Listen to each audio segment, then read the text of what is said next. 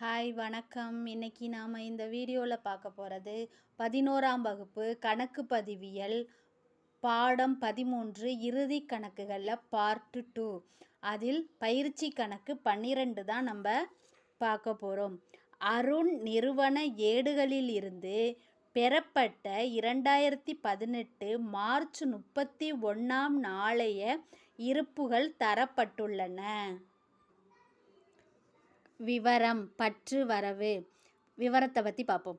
கட்டடம், பொறி மற்றும் இயந்திரம், ரொக்க கொள்முதல், கடன் கொள்முதல், விற்பனை, பெறுதற்குரிய மாற்றுச்சீட்டு, நிலக்கரி மற்றும் நீர், அலுவலக செலவுகள், பெற்ற வாடகை, வெளி தூக்கு கூலி, பழுது பார்ப்பு மற்றும் பராமரிப்பு செலவுகள், கூலி, கடனாளிகள் மற்றும் கடனீந்தோர், ரொக்கம், முதல், தொடக்க சரக்கிருப்பு இதெல்லாம் விவரமாக கொடுத்துருக்காங்க.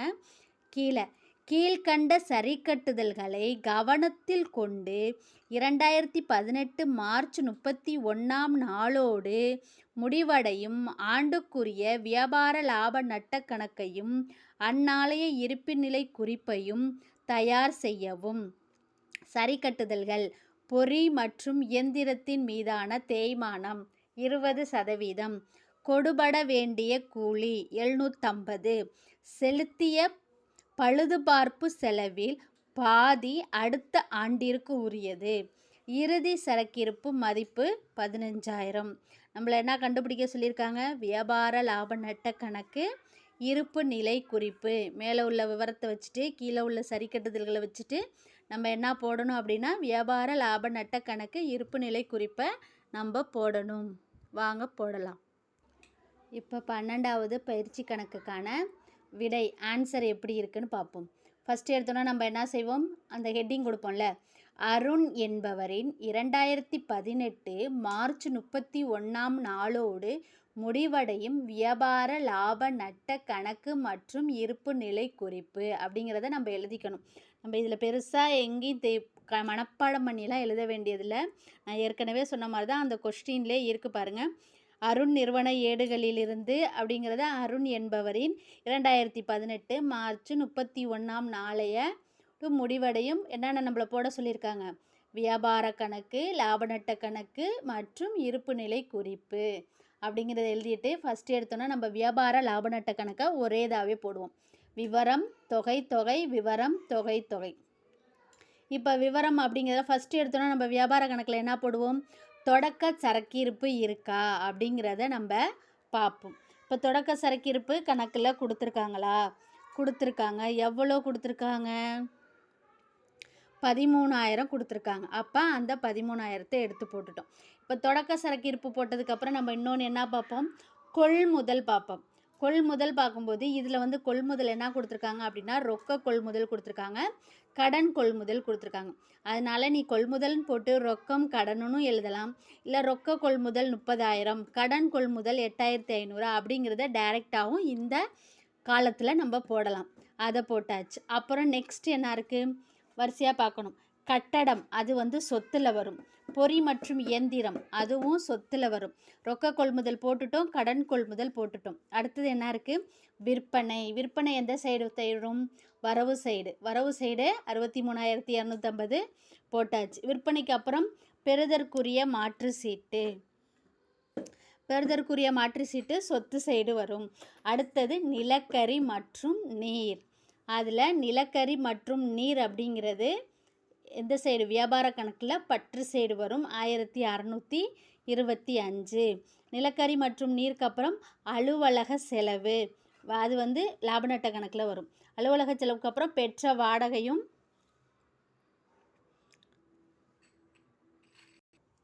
அடுத்தது எது கொடுத்துருக்காங்க அப்படின்னா வாடகை. பெற்ற வாடகை வந்து லாப நட்ட கணக்கில் வரவு சைடு வரும். அடுத்தது வெளி தூக்கு கூலி. வெளி தூக்கு கூலி லாப நட்ட கணக்கில் பற்று சைடு வரும். அடுத்தது என்ன கொடுத்துருக்காங்க? பழுது பார்ப்பு மற்றும் பராமரிப்பு செலவுகள் அதுவும் லாப நட்ட கணக்கில் பற்று சைடு வரும். அடுத்தது கூலி. கூலி அப்படிங்கிறது கொடுத்துருக்காங்க. எவ்வளோ? 9,250. அந்த கூலிக்கு ஏதாவது சரி கட்டுதல்கள் இருக்கா அப்படின்னு நம்ம பார்த்தோம் அப்படின்னா, அதில் கொடுபட வேண்டிய கூலி 750 அப்படி இருக்குது. கொடுபட வேண்டியதுன்னா நமக்கு கொடுக்க வேண்டிய கூலி 750. அப்போ அது ரெண்டையும் கூட்டணும் அப்படின்னா 10,000 கிடைக்கும். இப்போ இந்த சைடு ஏற்கனவே விற்பனை போட்டோம், இறுதி சரக்கு இருப்பு சரி கட்டுதலில் கொடுத்துருக்காங்க. அப்போ இது ரெண்டையும் கூட்டணும் அப்படின்னா 0க்கு 0, 5க்கு 5, 2க்கு 2, 5 3 8, 6 1 7. அப்போ 78,250. இப்போ இதை எல்லாத்தையும் கூட்டி இதோட கழிச்சோம் அப்படின்னா வர்ற ஆன்சரு 15,125. அதுதான் மொத்த லாபம். அடுத்தது லாப நட்ட கணக்கு. இப்போ மொத்த லாபத்தை வந்து நேரடியாக இங்கே வந்து இறக்கி கொண்டுட்டு வரோம்.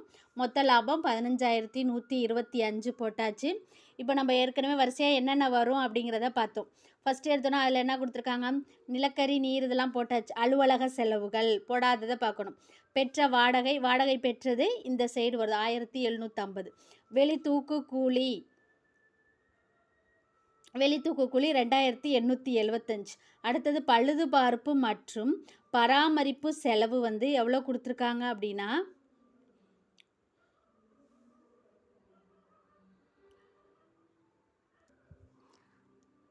500 ரூபாய் கொடுத்துருக்காங்க. அந்த 500 இந்த பழுதுபார்ப்பு மற்றும் பராமரிப்பு செலவுகள் 500.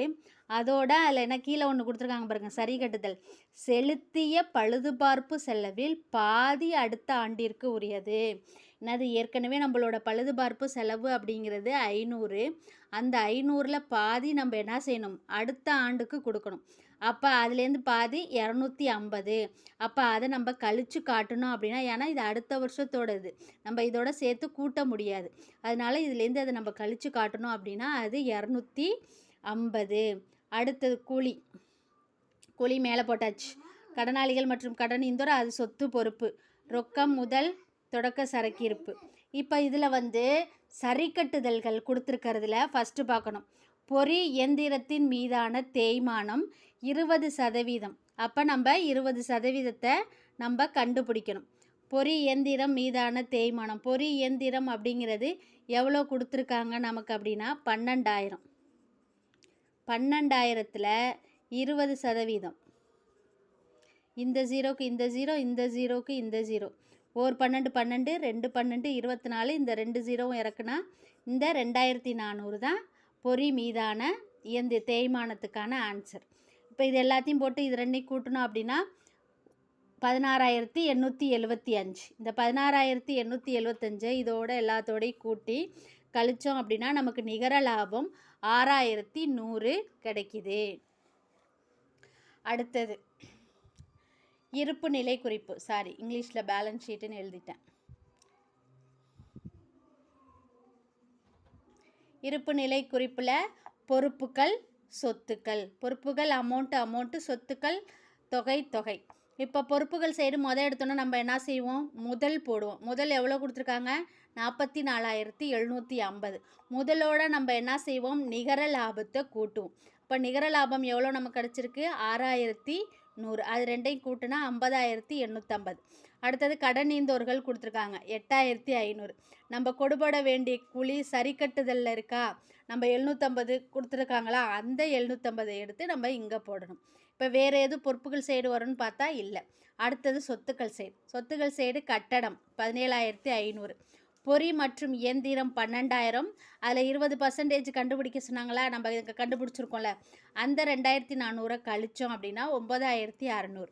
அடுத்தது பெறுதற்குரிய மாற்றுச்சீட்டு, கடனாளி, ரொக்கம், அந்த பழுதுபார்ப்பு செலவு நம்ம இதில் பாதி பழுதுபார்ப்பு செலவு 250 கண்டுபிடிச்சோம்ல, அந்த 250 இங்கே போட்டுடணும். அடுத்தது இறுதி சரக்கிருப்பு 15,000 போட்டு எல்லாத்தையும் கூட்டணும் அப்படின்னா 60,100 அப்படிங்கிறது தான் ஆன்சர். இப்போ ரெண்டு சைடும் நமக்கு சேமாக 60,100 அப்படிங்கிறது கிடச்சிருச்சு.